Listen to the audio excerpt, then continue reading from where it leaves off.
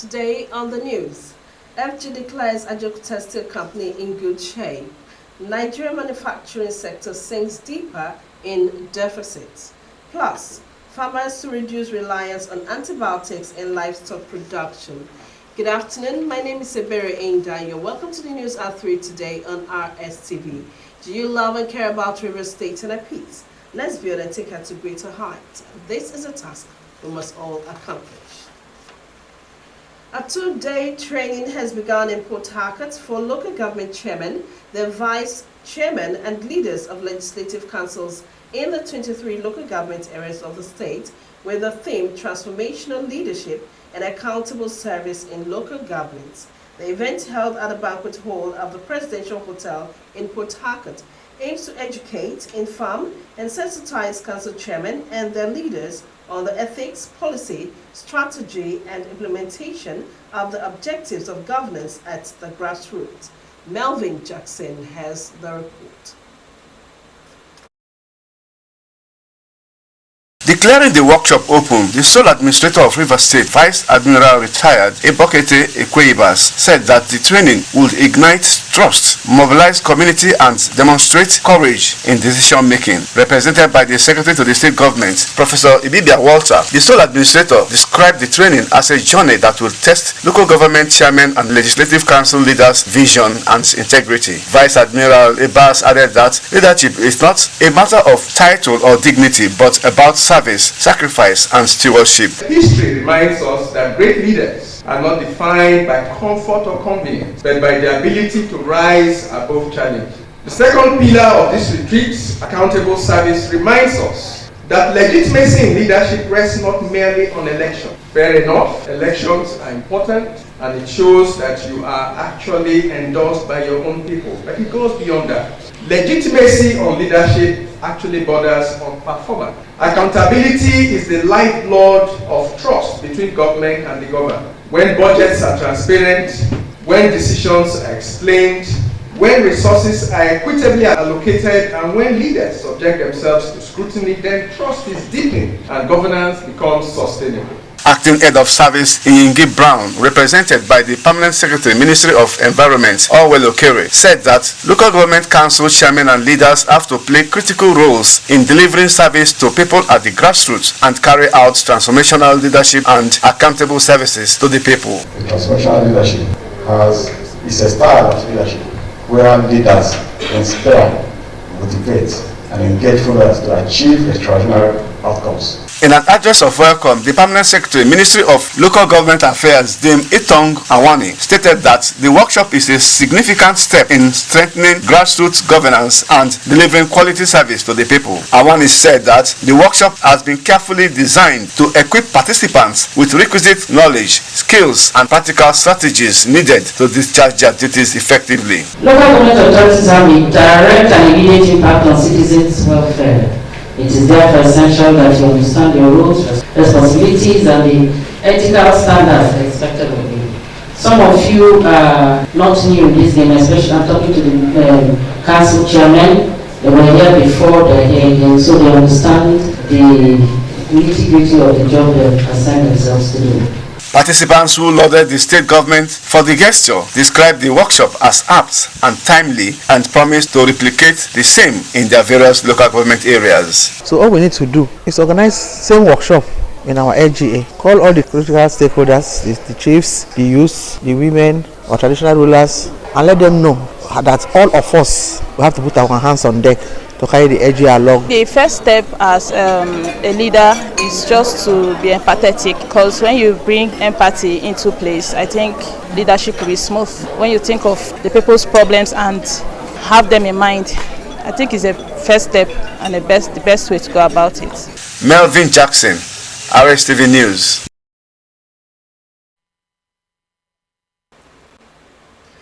Rivers State government has reiterated its commitment to provide the requisite platforms towards the delivery of quality healthcare services to the citizenry. Director of Medical Service, Rivers State Ministry of Health, Dr. Vincent Nwachukwu, made the assertion while flagging off a 3-day free hydrocele surgeries at the Professor Kelsey Harrison Hospital, Port Harcourt. Gaspar Anele reports that the program was organized by the Rivers State Ministry of Health in conjunction with the Christian Blind Mission. His report. Declaring the free medical outreach open, Dr. Wachuku, who was conducted round the world for patients and the surgical operations by the Chief Medical Director, Dr. Bright Obunda, said that the state government attaches importance to health matters for the citizenry by providing valuable medical aids and creating windows for partnership to achieve desired results. He advised those residing and doing businesses in the state to always go for regular medical examination in order to know their health status on time and should avail themselves the opportunity of free medical outreach, adding that the state will sustain the medical outreach program. Dr. Wachuku commended the partners, particularly the Christian Blind Mission, for their humanitarian gesture. Hydrocele, in some cases, is congenital, especially in children, sometimes infective. And for somebody to come to say, oh, we are going to do surgery free for not less than 60 persons that have this condition in Rivers State is a welcome development. When they go, there must be another plan by the government to take over whatever they are going to leave behind. Chief Medical Director, Rivers State Hospital Management Board, Dr. Bright Obunda, also spoke. I want to reassure you that we give all the necessary support during these 3 days of free surgery you're going to conduct here. And we want to also say that we welcome you again and again whenever you want to carry out this program. Some partners who spoke disclosed that currently 11 local government areas of the state are the most hit by the health challenge of hydrocele, the swollen scrotum filled with water, and are determined to join World Health Organization to curb it by the year 2030, while providing medical advice on how to avert the disease. We want to see a world where everybody, irrespective of his sociological status, enjoy health to the fullest status that he was made to achieve. LF is transmitted by the mosquito, and it's just a small one that the mosquito transmits, just the way it transmits malaria. So we are here today to support and give credence to the activity that is going on, which is the hydrocelectomy for people that have come down with these morbidities. I want to thank the CMD and other directors here. I see very good commitment in Port Harcourt. I've been to more than 30 states to do this work, and I'm happy that everybody came out to support this activity, to support the partner, and also to support the NTD unit. Gaspar Anele, Rstv News. As part of measures to ensure transparency and due process through alternate dispute resolution in workplace, the Department of Dispute and Conflict Resolution (DCR) of Niger Delta Development Commission (NDDC) has organized a sensitization workshop for the Commission's personnel in Port Harcourt. Justice Ihumo has more. Declaring the workshop open, the Managing Director of NDDC, Dr. Samuel Uboku, represented by the Chief of Staff, Julius Oworibo, noted that dispute abounds when people come together, but transparency and due process make difference in resolving the conflict using ADR. When people like that come together, there is bound to be dispute, there is bound to be conflict. And these can even derail the work we are doing for the region, for the country.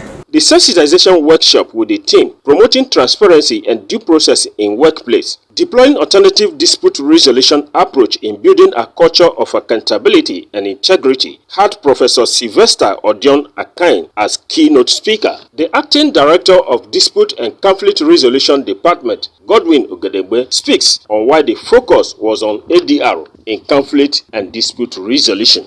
By the end of this sensitization, we should walk away with clear steps, policy refine, ADR tool to deploy, training needs to address, and roadmap for monitoring and evaluation to measure progress toward a transparent and accountable and reputable workplace. Other presentations focused on organizational governance for transparency and accountability, integrating conflict management by Professor Fidelis Allen, as well as promoting ethical standard and institutional integrity, deploying ADR for inclusive decision-making process by Dr. Benga Baranda.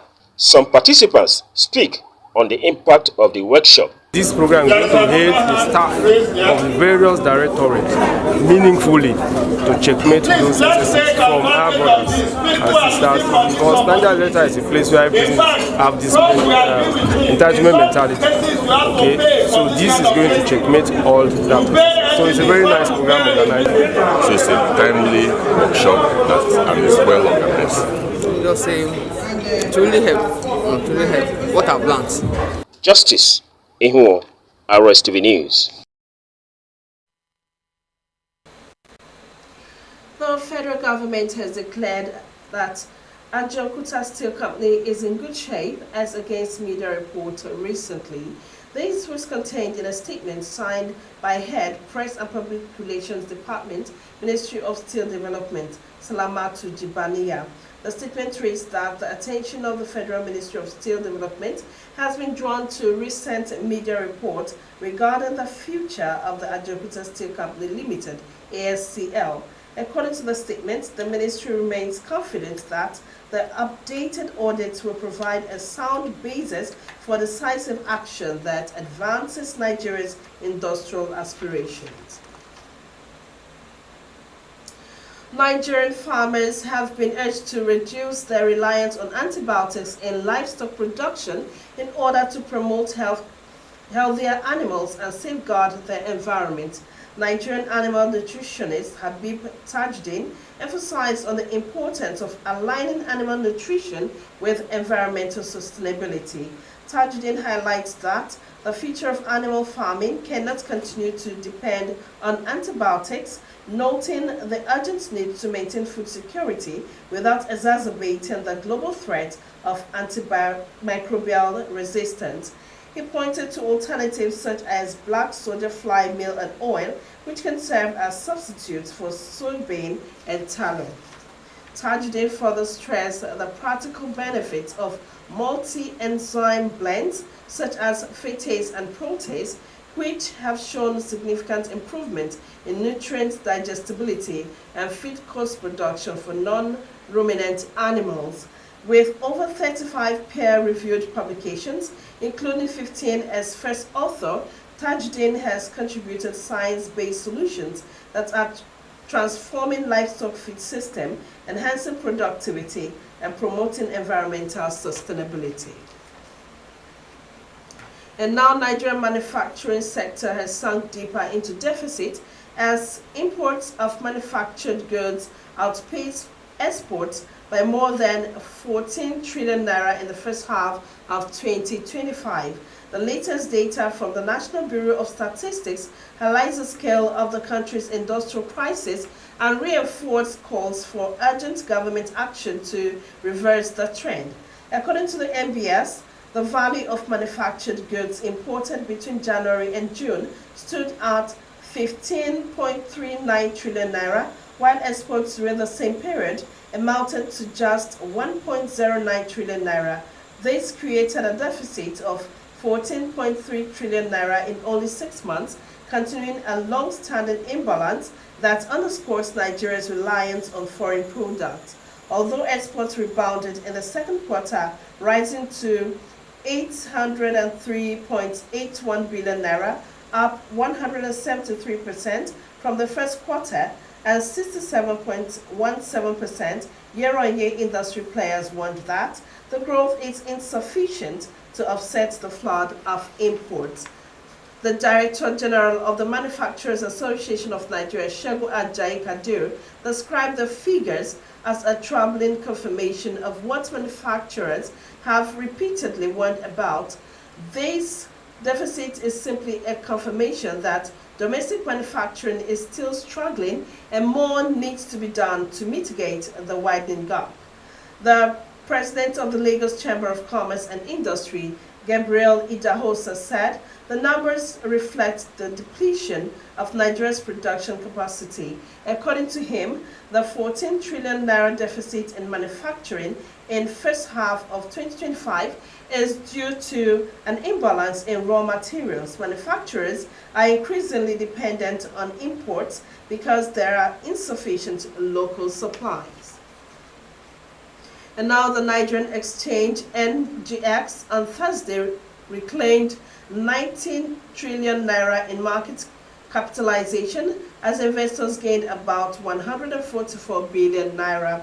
The equity market closed in positive territory, extending its bullish momentum from the previous seasons. Key performance indicators surged by 16 basis points, while year-to-date return advanced to 38.22%.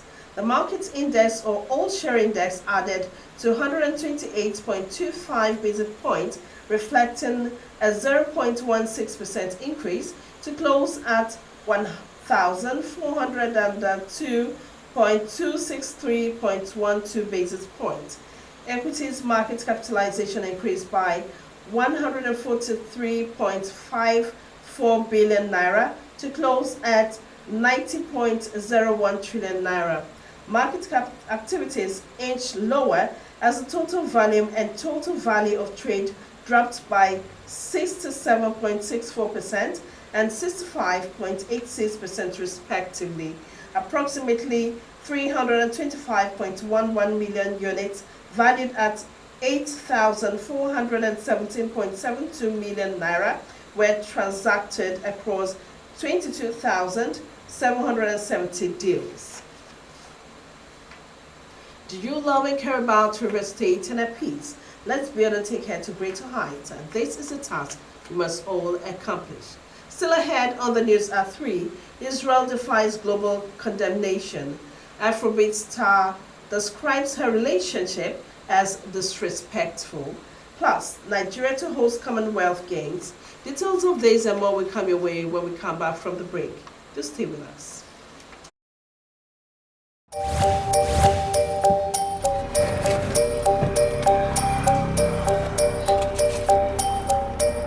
I just want your papers, please. Sir.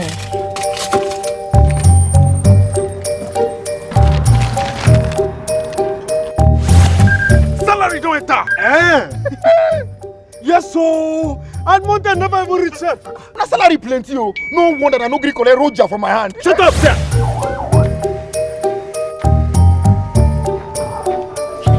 I'm here to bail my younger brother.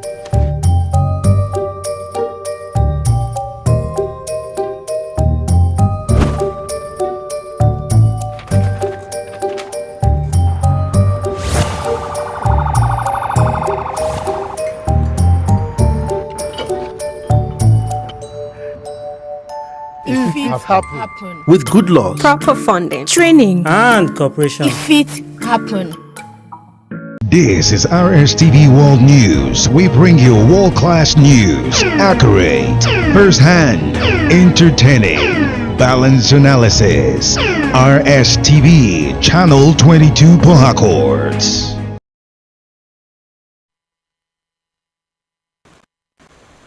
Welcome back to the news, and now the rest of the story. National Pension Commission PENCOM says due to low growth and difficulty in pushing the micro-pension scheme to the informal sector target market, it would redesign the micro-pension plan to make it more attractive and boost financial inclusion, especially in the informal sector. Pension stated this at an insurance and pension forum in Lagos. Director General PENCOM, Omolola Olowaroro, who was represented by Head Corporate Communications PENCOM, Ibrahim Bowai, at the forum said majority of the Nigerian workforce was in the informal sector and there was need to capture them in the pension net. The PENCOM boss also disclosed that with increase in fintech, the regulators were considering adding a super agent who would come in and do the onboarding on behalf of the peers.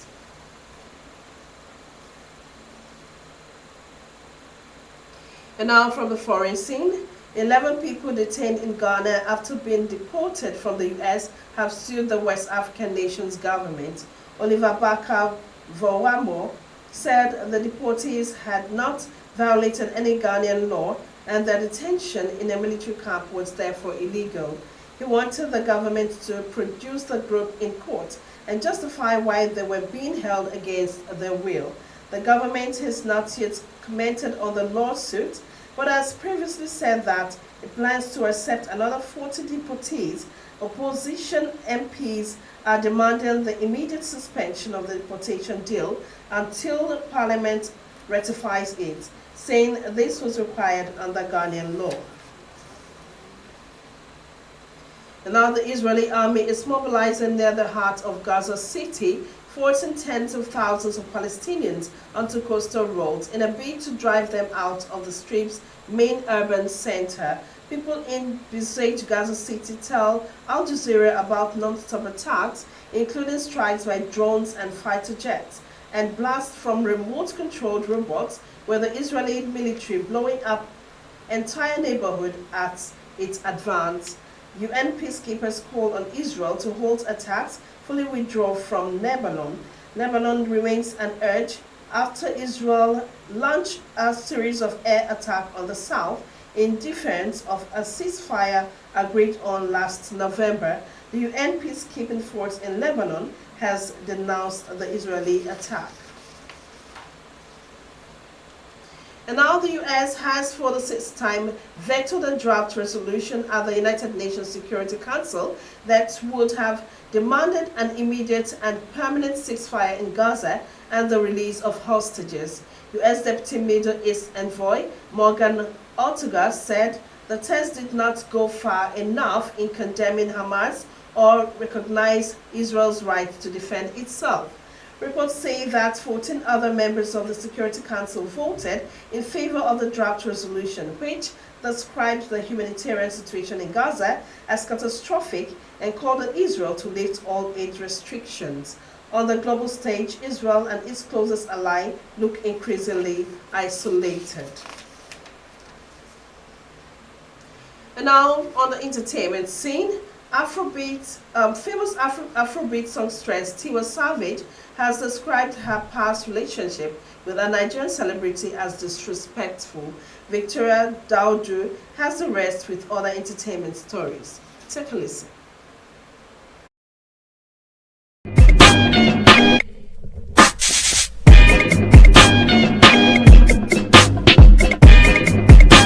The singer, during her recent interview with Joe Budden's podcast, said the unnamed celebrity insisted on keeping their romance a secret. While narrating how he flirted with other women in her presence, she described their secret romance as disrespectful.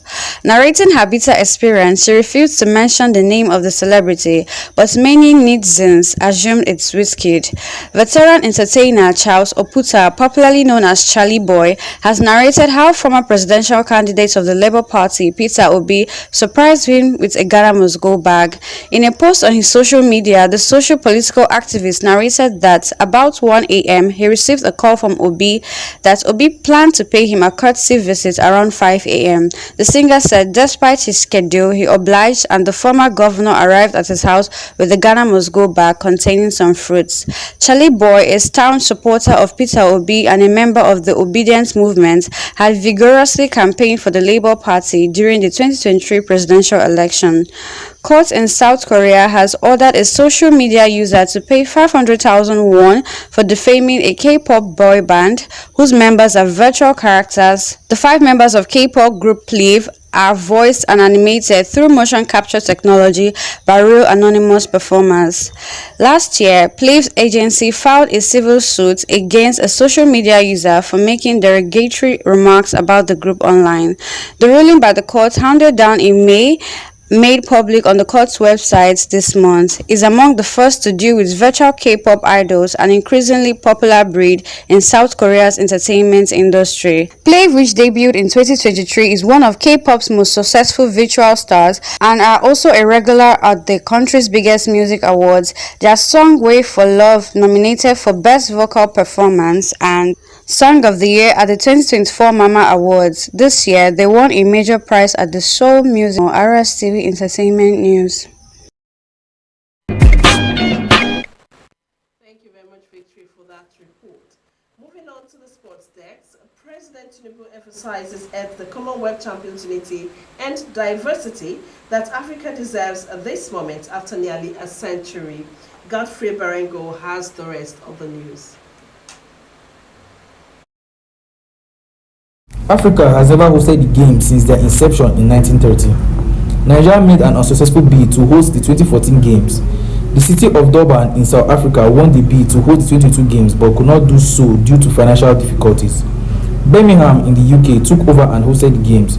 Thus, Nigeria's bid to host the 2030 Games would be historic. President Tinubu stressed that his administration has set some bold reforms to reposition sports, having realized its roles as a strategic driver of national development. He added that he scrapped the Ministry of Sports and replaced it with the National Sports Commission in the bid to drive sports development and early preparations begin for 2026 National Sports Festival. Nigerian senior men's team, the Tigers, have dropped to 53rd in the world following the latest rankings released by the global governing body, FIBA. After a summer of intense basketball activities, which saw continental tournaments take place across the globe, the Tigers, who reached the quarterfinals of the 2025 FIBA Basket Tournament in Angola last month, dropped a massive 11 spots from 42nd in March 2025 to 53rd position in the world in September. Nigeria has dropped to 45th in the latest FIFA Men's World Ranking, released on Thursday, to equal their lowest position in 6 years during a difficult period for the Super Eagles. The slip of one place from 44th to 45th marks Nigeria's worst ranking since June 2019, when they also sat 45th globally and only just above their low of 46th in February that year. The Eagles now find themselves outside the world's top 40 and remain 6th in Africa, trailing Morocco, Senegal, Egypt, Algeria and Cote d'Ivoire. Godfrey Barango, Rstv Sport News. With our sports news, we wrap up our bulletin for today. Do you love and care about River State in a piece? Let's build and take it to greater heights. This is a task we must all accomplish. You can watch our news live on YouTube and Facebook at Rstv Online. You can also subscribe by clicking on the notification bell for updates on our live feeds. My name is Iberi Inda. Very beautiful afternoon and good day to you.